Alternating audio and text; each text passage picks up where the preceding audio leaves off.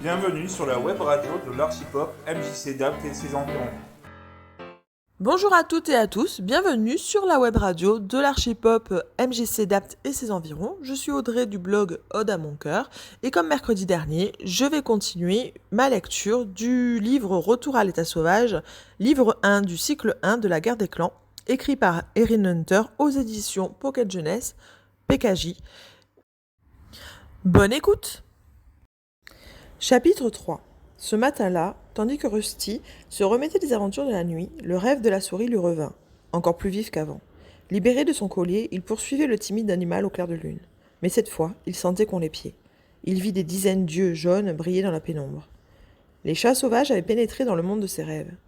Rusty se réveilla en clignant des paupières, ébloui par la lumière du soleil qui zébrait le sol de la cuisine. Une douce chaleur l'enveloppait. On avait rajouté des croquettes dans sa gamelle, rempli son bol d'une eau au goût amer. Le chaton préférait boire dehors, dans les flaques, sauf quand il faisait chaud ou que la soif était trop forte. Pouvait-il vraiment renoncer à cette vie douillette ? Il se remplit l'estomac avant de sortir par la chatière. La journée promettait d'être chaude. Dans le jardin flottait le parfum des premiers bourgeons. « Salut Rusty !» lança Ficelle perché sur sa clôture. « Tu as raté quelque chose, les bébés moineaux étaient de sortie. »« Tu as fait de belles prises ?» Ficelle bâilla, se lécha le nez. J'ai eu la flemme, je n'avais plus faim. Bon, et toi, c'est à cette heure-ci que tu te lèves ? Hier, tu te plaignais que Prosper passe sa vie à dormir, et aujourd'hui, regarde-toi. Le charroux s'assit au pied de la barrière et enroula sa queue autour de ses pattes avant. Je suis allé dans les bois hier soir, rappela-t-il à son ami. Aussitôt, il sentit la fièvre l'envahir, son pelage frissonnait. Ficelle le regarda en ouvrant de grands yeux. C'est vrai, j'avais oublié. Alors raconte, tu as attrapé quelque chose ? Ou c'est toi qui t'es fait attraper ? Rusty hésita. Comment lui expliquer ce qui était arrivé ? J'ai rencontré des chats sauvages. Quoi ? S'exclama le matou noir et blanc estomaqué. Et tu t'es battu ? Plus ou moins. Au souvenir de la puissance des membres du clan, le sang se mit à bouillir dans ses veines. Que s'est-il passé ? Lui demanda Ficelle fébrile. Tu n'as pas été blessé ? Ils étaient 3, plus grands et plus forts qu'aucun d'entre nous. Tu les as tous affrontés ? Le coupa son compagnon de la queue frétillante. Non, se hâta-t-il de répondre. Seulement le plus jeune, les 2 autres sont arrivés après. Ils ne t'ont pas taillé en pièces ? Ils m'ont seulement demandé de quitter leur territoire. Et puis... Il marqua un temps d'hésitation. Quoi ? Piola Ficelle avec impatience. Ils m'ont proposé de me joindre à leur clan. Les moustaches de son ami frémirent d'incrédulité. C'est vrai, je t'assure, insista Rusty. Pourquoi t'aurait-il proposé une chose pareille ? Je ne sais pas, je crois qu'il manque de monde. Moi, je trouve ça bizarre, rétorqua Ficelle, dubitatif. Si j'étais toi, je me méfierais. Le matou noir et blanc n'avait jamais montré le moindre intérêt pour la forêt. Il était parfaitement heureux avec ses maîtres. Il ne comprendrait jamais la nostalgie irrépressible que les rêves de Rusty suscitaient en lui, nuit après nuit. Pourtant, j'ai confiance en eux, murmura le charron. J'ai pris ma décision, je vais accepter. Son camarade descendit avec précipitation de la palissade pour s'approcher de lui, l'air très inquiet. Ne fais pas ça, s'il te plaît, je ne te reverrai peut-être jamais. Rusty lui donna un coup de museau affectueux. Ne t'inquiète pas, mes maîtres prendront un autre animal. Vous deviendrez amis, tu t'entends avec tout le monde. Mais ce ne sera plus pareil, génie Ficelle. Son compagnon remua la queue avec irritation. Justement, si je reste ici jusqu'à ce qu'on me traîne chez le Cooper, rien ne sera plus pareil. Le Cooper, le vétérinaire, pour me faire castrer, comme Prosper. Le chat noir et blanc haussa les épaules, paupières baissées. Prosper va bien, marmonna-t-il. Enfin, je sais qu'il est un peu plus paresseux maintenant, mais il n'est pas malheureux. Ça ne nous empêcherait pas de bien nous amuser. À l'idée de quitter son voisin, Rusty sentit son cœur se serrer. Je suis désolé. Tu vas me manquer, mais je dois partir. Ficelle s'avança pour lui effleurer le bout du nez. Très bien. Je vois que je ne pourrai pas te faire changer d'avis. Au moins, profitons des dernières heures qui nous restent. La matinée passa tel un rêve pour Rusty, à revisiter ses endroits préférés et à parler à ses camarades d'enfance. Tous ses sens semblaient exacerbés, comme s'il était sur le point de faire le grand saut. Plus midi approchait, plus la fébrilité du chaton grandissait.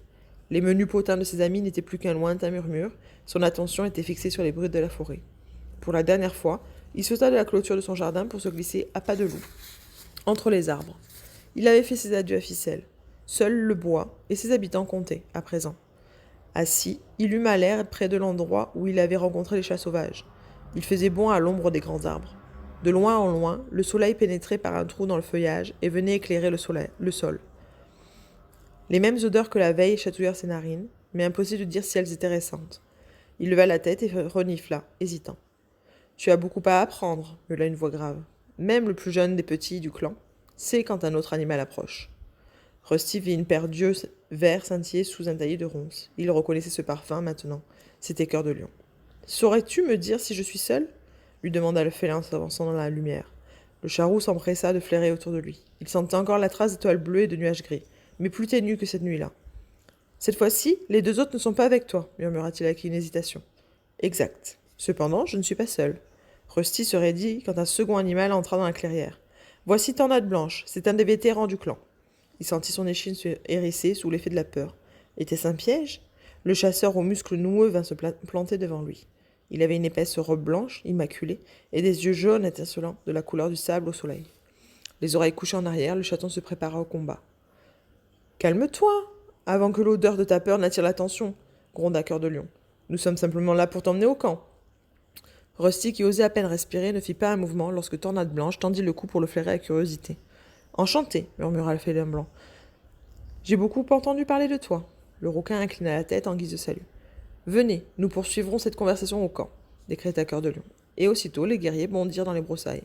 Rusty se lança derrière eux aussi vite qu'il le put. Les deux chats s'élancèrent à travers la forêt, sans ralentir l'allure pour lui permettre de les suivre. Ils devaient lutter pour ne pas se laisser distancer. Ils marquèrent à peine le pas lorsque le chaton se hissa difficilement par-dessus un tronc abattu qu'eux-mêmes avaient franchi d'un bond. Ils traversèrent une pinède parfumée, où ils durent sauter par-dessus de profondes rigoles creusées par un des dévoreurs d'arbres utilisés par les bipèdes. Depuis son perchoir sur la clôture du jardin, Rusty avait souvent entendu la machine rugir au loin. À moitié pleine d'eau boueuse à l'odeur nauséabonde, une des ornières était trop large pour être sautée. Les deux chasseurs pataugèrent dans la base sans hésiter. Le charroux n'avait jamais mis une patte dans l'eau de sa vie. Mais il était bien décidé. à ne montrer aucun signe de faiblesse. Grimaçant de dégoût, il suivit les autres sans s'attarder sur la sensation désagréable de l'eau contre son ventre. Ses compagnons firent halte enfin. Il s'arrêta derrière eux, hors d'haleine, et les regarda grimper sur un rocher, au bord d'un petit ravin. « Nous sommes tout près de chez nous, maintenant, » annonça Cœur de Lion. Rusty tendit le cou pour surprendre un signe de vie, le balancement d'une branche, un éclair de fourrure dans les buissons en contrebas. Il ne vit rien, hormis les broussailles qui tapissaient le sol, comme partout ailleurs dans la forêt. « Serre-toi de ton nez. Tu dois pouvoir sentir le camp, » l'exhorta Tornade Blanche avec impatience. Les yeux fermés, le chaton eut mal l'air. Le guerrier avait raison. Les effluves ici étaient bien différents de ceux qu'il connaissait. Plus corsés, ils indiquaient la présence d'un grand nombre de félins. Il acquiesça pensif. « Ça sent le chat. » Les deux vétérans échangèrent un regard amusé. « Si le clan t'accueille en son sein, un jour viendra où tu sauras mettre un nom sur chacune de ces odeurs, » dit Cœur de Lion. « Suis-moi. » Il descendit le premier, la pente rocailleuse jusqu'au fond du ravin, pour se frayer un chemin à travers un épais bouquet d'ajoncs. Rusty sur les talons. Tornade Blanche fermait la marche. Les yeux baissés, les flancs égratignés par les branches épineuses, le chaton remarqua que dans l'herbe, piétinée sous ses pattes, se dessinait une large piste. « Ce doit être l'entrée principale du camp, » pensa-t-il. De l'autre côté du taillis s'ouvrait une clairière. Au centre se trouvait un espace nu en terre battue, tassé par d'innombrables passages. Le camp devait exister depuis longtemps. Rusty regarda tout autour de lui, les yeux écarquillés. Partout, des félins assis seuls ou en groupe dévoraient une proie ou ronronnaient doucement en léchant le pelage d'un congénère. L'heure la plus chaude de la journée, juste après-midi, est celle du partage, lui expliqua Cœur de Lion. Du partage. Les chats du clan passent un peu de temps à faire leur toilette en se racontant les nouvelles du jour, répondit Tornade Blanche. C'est ce qu'on appelle le partage. Cette coutume cimente les liens de la tribu. De toute évidence, les bêtes avaient remarqué une odeur inconnue. Les têtes commencèrent à se tourner vers l'intrus avec curiosité. Répugnant soudain à croiser leurs regards, Rusty parcourut la clairière des yeux. Bordée de hautes herbes, elle était jonchée de souches d'arbres et d'un tronc abattu. Un épais rideau de fougères et d'ajoncs l'isolait du reste de la forêt. Là-bas se trouve la pouponnière, qui abrite les petits, lui indiqua le matou jaune en désignant du bout de la queue un buisson de ronces apparemment impénétrable. Rusty tourna la tête vers les broussailles. Il ne voyait rien à travers l'enchevêtrement de branches épineuses, mais il entendait des chatons miauler à l'intérieur. Il vit une femelle rousse en sortir par une étroite ouverture. C'est sans doute une des reines, songea-t-il. Puis une chatte au pelage moucheté de noir fit son apparition au coin du roncier, et elles se donnèrent un coup de langue affectueux entre les oreilles. La seconde se glissa dans la pouponnière pour apaiser les petits apeurés. « Nos reines se partagent l'éducation des nouveau-nés, reprit le vétéran. Chacun est au service du clan. La loyauté à la tribu est la première loi du code du guerrier. C'est une leçon qu'il te faudra retenir très vite si tu veux rester parmi nous.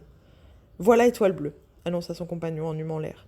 Rusty renifla lui aussi, ravi de distinguer l'odeur de la femelle grise en un instant, avant qu'elle ne surgisse de derrière un gros rocher, à l'autre extrémité de la clairière. « Il est donc venu !» lança-t-elle à ses deux émissaires. Cœur de Lion était pourtant convaincu du contraire, répondit Tornade Blanche. Rusty remarqua qu'elle agitait la queue avec impatience. Bon, que pensez-vous de lui demanda-t-elle. Malgré sa petite taille, il ne s'est pas laissé distancer sur le chemin du retour, reconnut le félin blanc. Aucun doute, il a l'air robuste pour un chat domestique. Alors, c'est d'accord s'enquit-elle, les yeux fixés sur les deux chasseurs qui acquiescèrent. Dans ce cas, je vais annoncer son arrivée à la tribu. Étoile Bleue sauta sur le rocher. Que tous ceux qui sont en âge de chasser s'approchent du promontoire pour une assemblée du clan, proclama-t-elle. À son appel, des ombres agiles surgirent des quatre coins du camp. Encadré de Cœur de Lion et de Tornade Blanche, Rusty ne bougea pas. Une fois installés devant la pierre, les autres félins levèrent les yeux vers leur chef, intrigués. Rusty fut soulagé d'apercevoir la robe ardoise de nuages gris au milieu de l'assistance. L'apprenti était flanqué d'une jeune reine écaillée de tortue, à la queue délicatement enroulée autour de ses petites pattes blanches. Tapis derrière eux, se trouvait un matou cendré, dont les rayures noires rappelaient des ombres sur le sol d'une forêt au clair de lune. Quand le silence se fit, Étoile Bleue prit la parole. « Le clan du tonnerre manque de guerriers, commença-t-elle. Jamais nous n'avons eu aussi peu de novices à former. Nous devons donc accueillir un étranger pour en faire un chasseur. » Des murmures indignés s'élevèrent, mais elle les fit taire en déclarant d'un ton ferme. « J'ai trouvé un chat qui a accepté de devenir apprenti dans notre tribu. »« Accepté ? Ce serait plutôt un privilège !» lança une voix forte au-dessus du brouhaha. Rusty tendit le cou. Un mâle à la fourrure crème zébrée de brun s'était dressé pour fixer leur chef avec défi. Sans se soucier de l'interruption, Étoile Bleue reprit. Après avoir rencontré cette jeune recrue, Cœur de Lion et Tornade Blanche estiment eux aussi que nous devrions l'admettre parmi nous. Rusty regarda le félin jaune puis le reste du clan. Tous les yeux étaient tournés vers lui. La gorge serrée, il sentit son échine se hérisser. Le silence s'installa. Le chaton était sûr qu'on pouvait entendre son cœur battre la chamade. L'odeur de sa peur devait imprégner l'air. Un crescendo de miaulements assourdissants monta alors de l'assistance. « D'où vient-il ? Il fait partie de quel clan ? Quelle odeur étrange ! C'est celle de quelle tribu ?» Un feulement domina le vacarme. « Regardez son collier !» clamait le chasseur rayé de brun. « Il vient de chez les bipèdes ! Chat domestique un jour, chat domestique toujours ! C'est un vrai guerrier qu'il nous faut, pas une bouche inutile à nourrir !»« Lui, c'est Longue Plume !» murmura Cœur de Lion à l'oreille de Rusty. « Ils flairent ta peur. Ils la sentent tous. Il faut que tu leur montres que tu ne te laisseras jamais pétrifié par la crainte. » Mais Rusty ne pouvait plus bouger. Comment prouver à ces bêtes féroces qu'il n'était pas qu'un simple chat des villes ? Le matou tigré continua à le ridiculiser. « Ce collier, c'est la marque de ses maîtres. Son grelot l'empêchera de chasser. Les bipèdes vont courir après sa clochette dans la forêt entière, vous verrez !» Une rumeur d'approbation s'éleva. Certain du soutien de son auditoire, Longue Plume ajouta. « Entre ce boucan et ta puanteur, nos ennemis ne risquent pas de te rater. » Peur de relever le défi, insista Cœur de Lion à voix basse. Rusty ne réagissait toujours pas, mais cette fois, c'est qu'il essayait de repérer son adversaire. Il finit par l'apercevoir juste derrière une reine à la fourrure brun foncé. Les oreilles couchées en arrière, les babines retroussées, il cracha avant de bondir sur le chasseur au milieu de l'assemblée stupéfaite. L'attaque prit Longue Plume complètement dépourvu. Il tituba, terrapa sur le sol lisse et perdit l'équilibre. Fou de rage, prêt à tout pour montrer sa valeur, Rusty planta sauvagement les griffes dans sa fourrure et le mordit. Le combat ne fut précédé d'aucun échange subtil de coups de patte. Les deux félins enlacés roulaient au centre de la clairière et se débattaient comme de beaux diables en poussant des grondements féroces. On s'écartait pour laisser passer le tourbillon de fourrure et de cris. Au beau milieu du combat, le chaton s'aperçut que l'euphorie avait remplacé sa peur. Le cœur battant, il entendait autour d'eux les hurlements excités de leur public. Soudain, son collier l'étrangla. Longue Plume l'avait saisi entre ses dents et tirait dessus tel un forcené. Rusty sentait l'étau se resserrer, incapable de respirer, il commença à s'affoler. Il résista, se cabra, mais le mal empira à chacun de ses mouvements. Suffoqué, il s'arc-bouta de toutes ses forces. Il eut un claquement retentissant. Le charroux était libre. Son adversaire bascula cul par-dessus tête. Aussitôt relevé, Rusty regarda autour de lui. Le guerrier se tenait ventre au sol, à 6 pas de là, la queue battante. De sa gueule pendait le collier en lambeaux. Étoile Bleue descendit du promontoire en poussant un miaulement retentissant pour obtenir le silence. Hors d'haleine, les deux combattants n'esquissèrent pas un mouvement. Les touffes de poils pendillaient de leur pelage hirsute. Rusty avait une entaille au-dessus de l'œil, Longue Plume l'oreille gauche déchirée. Du sang coulait de l'épaule du chasseur jusque sur le sol poussiéreux. Il se toisait avec une animosité palpable. Étoile Bleue s'approcha du matou tigré pour lui prendre son trophée. Elle le déposa à terre. « Le clan des étoiles approuve notre choix, » déclara-t-elle. « En défendant son honneur, ce chat a perdu le collier de ses maîtres.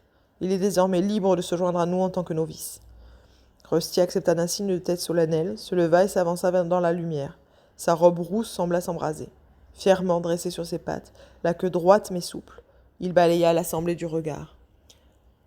Cette fois, il n'eut ni protestation ni moquerie. Il s'était montré un adversaire digne de respect. Étoile Bleue plaça la lanière de cuir déchiquetée par terre devant lui. Elle effleura du bout de son museau l'oreille du chaton. « Au soleil, on dirait que ta fourrure prend feu, » murmura-t-elle, les yeux brillants, comme si ses paroles avaient un sens caché. « Bravo, tu t'es bien battu. » Puis elle se tourna vers la tribu. « Jusqu'au jour où il sera un guerrier, cet apprenti s'appellera Nuage de Feu, en l'honneur de son pelage. » Elle recula et avec les autres attendit sa réaction sans mot dire. Rusty se mit alors à recouvrir le collier de poussière et d'herbe comme s'il enterrait ses déjections.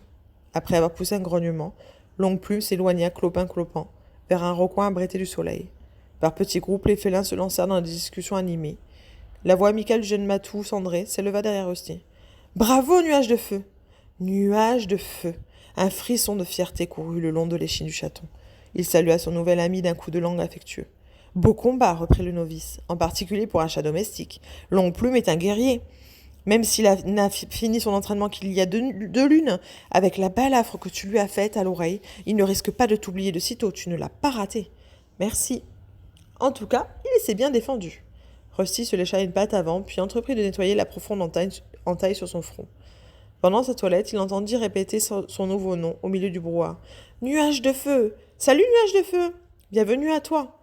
Il ferma les yeux un instant pour laisser les voix le bercer. « Joli nom, au fait !» Le compliment de Nuage Gris troubla sa rêverie. Il regarda autour de lui. « Dis-moi, où Longue Plume est-il allé se cacher ? Je crois qu'il se dirigeait vers la tanière de Petites Feuilles. » L'apprenti indiqua le massif de fougères où avait disparu le chasseur. « C'est notre guérisseuse. Difficile de ne pas la remarquer. Elle est plus jeune et plus belle que... » Un grognement l'interrompit. Tous deux se retournèrent, le chaton reconnut le mâle aux poils zébrés de noir qu'il avait remarqué derrière Nuage Gris un peu plus tôt. « Éclair noir ?» lança le novice qui s'inclina avec respect. Le chasseur considérait Nuage de Feu. « Tu as eu de la chance que ton collet cède. Longue Plume n'est pas guerrier depuis longtemps, mais il ne se serait certainement pas laissé battre par un chat domestique. » Lui ayant craché au visage les 2 derniers mots, l'animal tourna les talons et s'éloigna d'un air digne. « Éclair noir, lui, » murmura Nuage Gris à voix basse, « n'est ni jeune ni beau. » Son camarade était sur le point d'acquiescer quand un vieux félin cendré assis à l'orée de la clairière poussa un cri inquiet. « Petite Oreille a senti qu'il se passait quelque chose !» s'écria l'apprenti aussitôt sur le qui-vive. Nuage de Feu se retourna et vit un chaton se frayer un chemin à travers les fourrés pour pénétrer dans le camp. Le nouveau venu était efflanqué et, mis à part une petite tache blanche sur la poitrine et à l'extrémité immaculée de sa longue queue fine, noire de la tête aux pieds. « C'est Nuage de G ! Pourquoi est-il revenu seul ? Où est passé Griffe de Tigre ?» Hors d'haleine, le matou hirsute s'avança intelligemment dans la clairière. Il avait le pelage poussiéreux, les yeux écarquillés par la peur.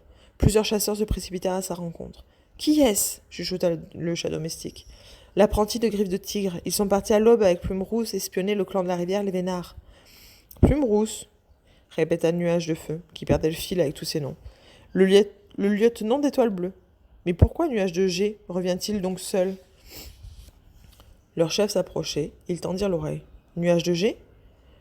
La chatte parlait d'un ton calme malgré son air inquiet. Les autres félins s'écartèrent, la mine soucieuse. Étoile Bleue bondit sur le promontoire et regarda le novice tremblant. « Que s'est-il passé ? Allons, parle !» Le chaton noir cherchait à reprendre haleine, les flancs agités de spasmes. À ses pieds, la poussière se colorait petit à petit de rouge. Mais il parvint quand même à se hisser sur le rocher à côté de la femelle.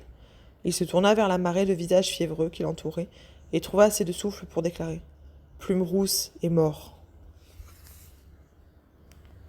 Vous pouvez toujours nous retrouver donc sur la page Facebook de l'Archipop, sur le site internet de l'Archipop également, et sur donc la chaîne YouTube de l'Archipop avec la web radio et la web TV.